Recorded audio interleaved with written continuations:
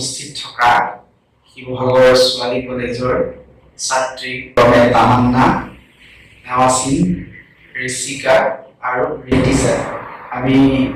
মই বীৰ লাচিত মহাবিদ্যালয়ৰ পডকাষ্টলৈ তেওঁলোকক আমন্ত্ৰণ জনোৱা নাই, আচলতে মোৰ কলেজত আহিছিলে। লগালগ মই তেখেতলোকক মাতি আনিলোঁ আৰু তেখেতলোকৰ যিসমূহ আমাৰ যোৱা 22 আৰু 23 তাৰিখে ICSSৰ যিখন চেমিনাৰ হৈছিলে তেখেতলোকে পোষ্টাৰ প্ৰেজেণ্টেশ্যন কৰিছিলে। গতিকে কেনেকুৱা অনুভৱ হ'ল, কি এক্সপিৰিয়েঞ্চ হ'ল, তাক লৈ আমি অকণমান অনুভৱ ব্যক্ত কৰিব কাৰণে মই আমাৰ পডকাষ্টলৈ আমন্ত্ৰণ জনালোঁ। গতিকে তোমালোকক মই ধন্যবাদ জ্ঞাপন কৰিছোঁ আৰু প্ৰথমতেই সুধিব বিচাৰিছোঁ, যোৱা যিটো ৰাষ্ট্ৰীয় পৰ্যায়ৰ চেমিনাৰ হৈছিলে তোমালোকে অংশগ্ৰহণ কৰিছিলে, তোমালোকৰ পোষ্টাৰ প্ৰেজেণ্টেশ্যন কৰিছিলে। আমাৰ বিষয়টো আছিলে blue economy special reference to North East region. গতিকে এই চেমিনাৰখনত তোমালোকে ইকনমিক্সৰ ছাত্ৰী হিচাপে তোমালোকৰ কিবা এক্সপিৰিয়েঞ্চ কেনেকুৱা ধৰণৰ অনুভৱ হ'ল তাৰ বিষয়ে অকণমান কোৱাচোন।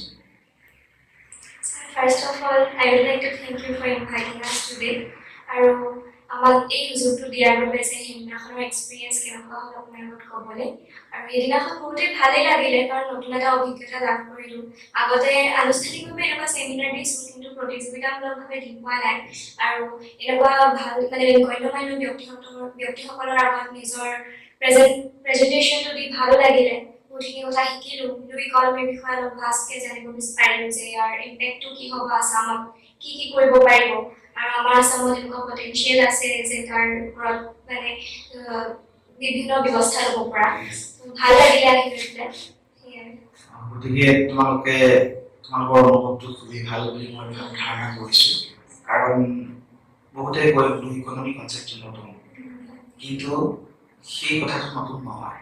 যিটো আমাৰ ভাৰতবৰ্ষৰ, যিটো আমাৰ অসমৰ ৰেল অৰ্থনীতি, যিটো গ্ৰাম্য অৰ্থনীতি আছে, সেই গ্ৰাম্য অৰ্থনীতিৰ লগত সম্পৃক্ত এটা খণ্ড হৈছে কি আমাৰ নীলা অৰ্থনীতি। অৰ্থাৎ নীলা অৰ্থনীতি মানে কি, আমাৰ অসমৰ কনটেক্সটত বা নৰ্থ ইষ্টৰ কনটেক্সটত যিবিলাক আমাৰ বিল আছে, যিবিলাক আমাৰ নদী আছে, যিবিলাক আমাৰ জলাশয় আছে, এই সকলোবিলাকত যিবিলাক ৰিচোৰ্চ পোৱা যায়, সেই ৰিচোৰ্চবিলাক সামৰি আমি অৰ্থনীতি উন্নয়ন কৰিব পাৰোঁ। তাত অকল মৎস্য পালনেই নহয়, মাছ ধৰা কাৰবাৰেই তাত নহয়, তাত সকলোখন আমি টুৰিজিম ছেক্টৰ ডেভেলপমেণ্ট কৰিব পাৰিম। আমি তাত এনভাইৰনমেণ্টেল ছাষ্টেইনিটি যিটো কনজাৰভেশ্যন আমি কৰিব পাৰি, ইকো টুৰিজিম কৰিব পাৰি। এই পৰ্যটন খণ্ডক আমি ডেভেলপমেণ্ট কৰাৰ যথেষ্ট অসমৰ সুযোগ আছে, নৰ্থ ইষ্টৰ সুযোগ আছে। সেইসমূহক আমি আগুৱাই লৈ যোৱাৰ কাৰণে এই যিটো আমাৰ Indian council of social science ৰিচাৰ্চে পৰা আমি ফাণ্ডিং লৈ এই চেমিনাৰখন পাতিছিলোঁ। তাত মই ভাবিছোঁ তোমালোকৰ দৰে আমাৰ অৰ্থনীতি ছাত্ৰীসকলৰ উপকাৰ হৈছে, সেইকাৰণে মই যথেষ্ট সুখ অনুভৱ কৰিছোঁ। আৰু এই ক্ষেত্ৰত তোমাৰ কেনেকুৱা অনুভৱ? ভাল লাগিলে সেইদিনা অভিজ্ঞতাটো ভয় লাগিছিল, কাৰণ নকালা বহুত ব্যাখ্যাত আমি প্ৰেজেণ্টেশ্যন কৰা নাছিলোঁ, কিন্তু ইয়াৰ বাবে মই মেমে বহুত উৎসাহ জনালে যে কৰিব পাৰিব যোৱা। আৰু অভিজ্ঞতাটো বহুত ভাল আছিল, আমাৰ যিটো কমিউনিকেশ্যন স্কিল বহুতখিনি ডেভেলপ হৈছে। আৰু ব্লু ইকনমিৰ বিষয়ে বহুত বহলভাৱে এটা জানিব পাৰিছোঁ। কি হয়, কিন্তু তাত বহুত বহলভাৱে জানিব পাৰিছোঁ কেনেকৈ কি হ'ব পাৰে, ফিউচাৰত কেনেকৈ ভাল কৰিব পাৰে, কি কৰিব পাৰে। ভাল লাগিলে। আচলতে এই কথাটোৰ পৰা আমি কিছুমান ধাৰণা সৃষ্টি কৰিব পাৰোঁ। যিহেতু তোমালোক কোন ছেমিষ্টাৰ আছে? 6th semester. গতিকে আমাৰ 7th ছেমিষ্টাৰ, 8th ছেমিষ্টাৰ এতিয়া আৰম্ভ হ'ব। এই 7th ছেমিষ্টাৰ, 8th ছেমিষ্টাৰৰ পৰা আমি ৰিচাৰ্চৰ কথাটো আহিব, অৰ্থাৎ এটা অনাৰ্ছ হ'ব আৰু এটা অনাৰ্ছ উইথ ৰিচাৰ্চ। যদি তোমালোকৰ যথেষ্ট, মই জানো তোমালোকৰ পাৰ্চেণ্টেজটো খুবেই ভাল, গতিকে তোমালোকে হয়তো অনাৰ্ছ উইথ ৰিচাৰ্চ কৰিবলৈ বিচাৰিবা।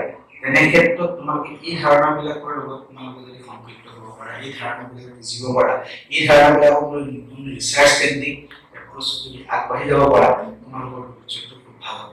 গতিকে মই তোমাৰ পৰা জানিব বিচাৰিছোঁ, কোৱাচোন তোমাৰ কি ধাৰণা হ'ল সেই দুদিনৰ যিটো তোমালোকৰ পোষ্টাৰ প্ৰেজেণ্টেশ্যন কৰিলা আৰু দেখিলা আমাৰ ৰিচোৰ্চ পাৰ্চনসমূহ বাহিৰৰ পৰা অহা ৰিচোৰ্চ পাৰ্চনসমূহে যেনেকৈ প্ৰেজেণ্টেশ্যন দিলে, আমাৰ Jorhat agriculture university resource person তেনেকুৱা ধৰণৰ প্ৰেজেণ্টেশ্যন হ'ল, সেই সম্পৰ্কে তুমি কি ধাৰণা কৰি ল'ব পাৰিলা? ছাৰ, সেইদিনাটো বহুত ভাল লাগিলে। এনেকুৱা আমাৰ প্ৰথমবাৰ আমি এক্সপিৰিয়েঞ্চ কৰিছোঁ, এনেকৈ কম্পিটিশ্যনত আমি প্ৰেজেণ্টেশ্যন দিব পাৰিছোঁ। আৰু আমাৰ এইটো ফাৰ্ষ্ট টাইম হয় পোষ্টাৰ প্ৰেজেণ্টেশ্যন দিয়া।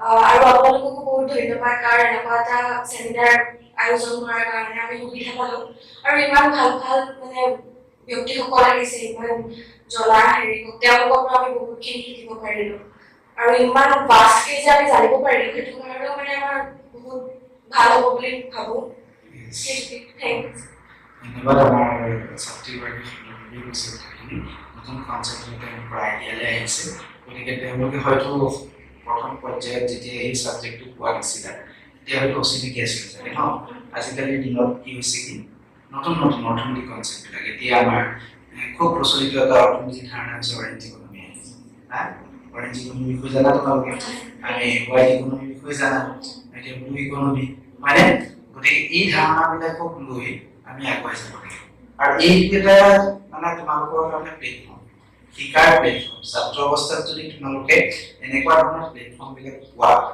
ইউজ কৰিবলৈ চেষ্টা কৰিব লাগে আৰু যিটো প্লেটফৰ্মৰ জৰিয়তে তোমালোকৰ কনফিডেন্স লেভেলটো যথেষ্ট বঢ়াব এতিয়া তোমালোকে সেই প্ৰেজেণ্টেশ্যনটো দিয়াৰ পাছত তোমালোকৰ ইচ্ছা যাব নতুনকৈ আৰু কিবা যদি আহি যায় তেতিয়াহ'লে তোমালোকে আমি হেৰি কৰিম আমি জইন কৰিম হয়নে নহয় গতিকে সেই ধাৰণাবিলাক লৈ তোমালোকে আগবঢ়া মই ভাবিছোঁ তোমালোকৰ নতুন নতুন কথা শিকিব পাৰিবা এক্সপিৰিয়েঞ্চ ল'ব পাৰিবা আৰু আজিকালি AI ইউজ কৰি সুন্দৰ সুন্দৰভাৱে পিপিটিবিলাক বনাব পৰা যায় একদম ধুনীয়া যেতিয়া তোমালোকে পিপিটিবিলাক ডিজাইন কৰিবা বনাবা তেতিয়া চাবাচোন এইটোতকৈ এইটো ধুনীয়া এইটোতকৈ এইটো ধুনীয়া মানে আৰু যেতিয়া ডিজাইন হ'ব যেতিয়া প্ৰেজেণ্টেশ্যন কৰিবলৈ যাবা খুব ভাল লাগিব মনটো খুব ভাল লাগিব সদায় আগ্ৰহৰ প্ৰেজেণ্টেশ্যনবিলাক সদায় এট্ৰেক্টিভ প্ৰেজেণ্টেশ্যনবিলাক আজিকালি প্ৰেজেণ্টেশ্যন ভিডিঅ'গ্ৰাফি প্ৰেজেণ্টেশ্যনবিলাকো কৰিব লাগে খুব সুন্দৰ হয় আৰু যিহেতু আমি চব আমাৰ মোবাইলতে আছে তাৰ পৰা ডাউনলোড কৰি আমি তাৰ পৰা সৰু সৰু ভিডিঅ'বিলাক ধুনীয়াকৈ আমি পিপিটি প্ৰেজেণ্টেশ্যন কৰিব পাৰোঁ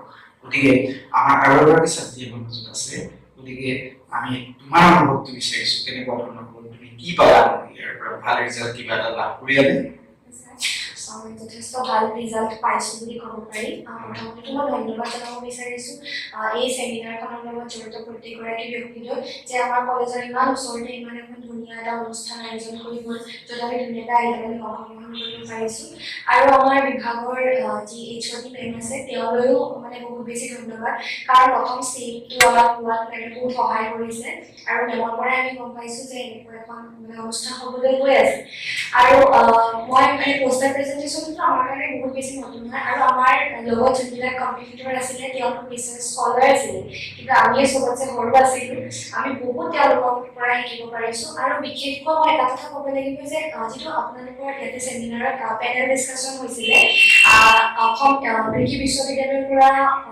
দুগৰাকীকৈ অধ্যাপক আহিছিলে ইয়ালৈ আৰু তেওঁলোকৰ যিকেইটা মানে ডিছকাশ্যনছ আছিলে তেওঁলোকৰ ইমানেই বেছি মই উপকৃত হৈছোঁ বুলি ক'ব পাৰোঁ চবেই কৈছে কিন্তু মই মানে ব্যক্তিগতভাৱে তেওঁলোকৰ যি ছেশ্যন আছিলে সেইটো এটেণ্ড কৰি পেলাই বহুত বেছি হেপী হয় আৰু বহুত বেছি মানে কথা জানিব পাৰিছোঁ যিবিলাক হয়তো আমি আগতেই জানিব লাগিছিলে কিন্তু আমাৰ পলমহে হৈছে জনাটো ধন্যবাদ আচলতে কি তোমালোকে এইটো কথা জানিব লাগে যে লাৰ্ণিঙৰ কোনো বাউণ্ডেৰী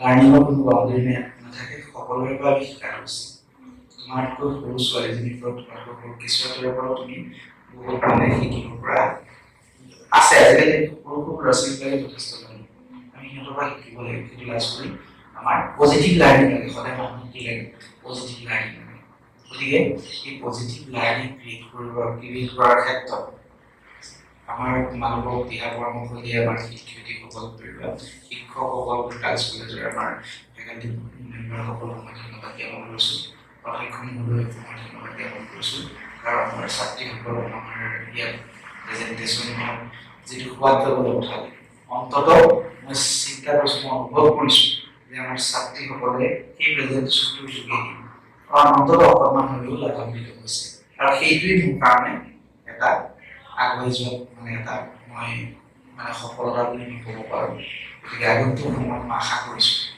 তোমালোকে সকলোৱে আগুৱাই যাব পাৰিবা এই কথাকে কৈ মই আজি আমাৰ এই সামান্য সাধাৰণ আলোচনাটো সামৰণি মাৰিছোঁ ধন্যবাদ